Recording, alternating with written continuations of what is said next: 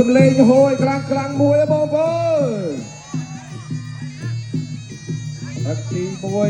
បង្គោលក្រហមតែវណ្ណាបង្គោលជាវងវិឆ័យបាទកន្លង70ជួបគ្នាវគ្គដាច់ព្រាត់បាទយកឆ្វេងមកវិឆ័យសងឆ្វេងរបស់វណ្ណាទត់តាមវិញឆ្វេងសងស្ដាំវិញហើយស្ដាំរបស់វងចៃដូរដៃហើយស្ដាំរបស់វិឆ័យទត់តាមវិញស្ដាំសងរបស់វណ្ណាស្ដាំទៅស្ដាំមក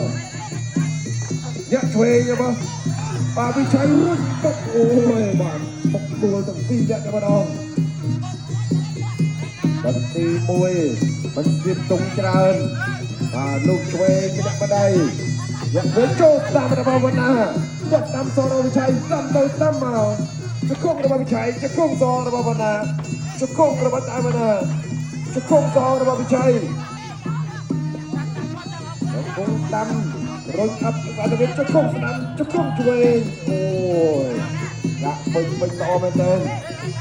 មានទៅមានមកសម្រាប់ទឹកទី1ដល់ចូលទុកឆ្វេងរបស់តែវណ្ណា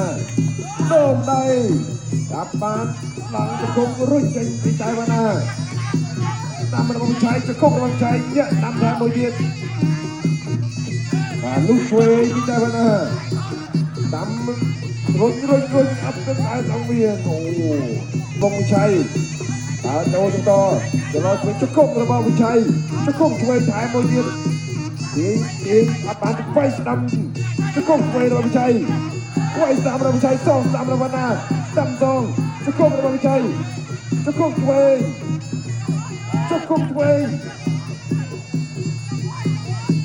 អានេះជង្គង់គូសម្រាប់ទឹកទី1អត់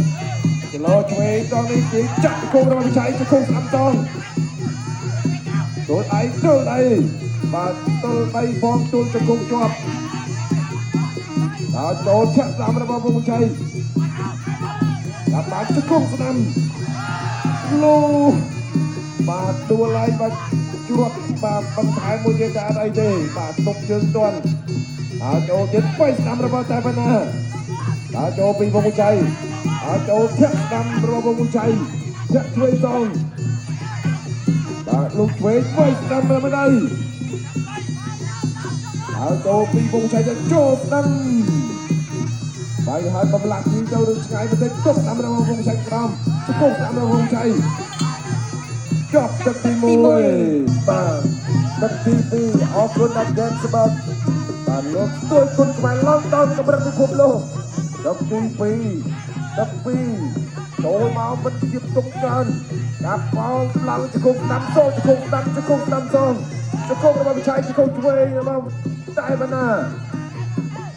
បាទទោះបៃចោលច្រឡំជង្គង់របស់វិឆ័យអត់វិឆ័យបាត់អ្នកលេងជង្គង់រត់បាត់សេរីចាស់ដល់ចូលចាក់ឆ្វេងរបស់វិឆ័យអូយជង្គង់ឆ្វេងបាត់ធ្វើឲ្យតែវណ្ណាចុកអត់ហើយ4 5បាទលោកអញ្ញាកដាលរាប់ដល់5ក៏បញ្ចប់ការប្រកួតត្រឹមនេះបាទជង្គង់ចាស់ពៀនយើងស្មើគុណខ្មែរធួកុនសែត70 គីឡូក្រាមបានទៅលើបង្គោល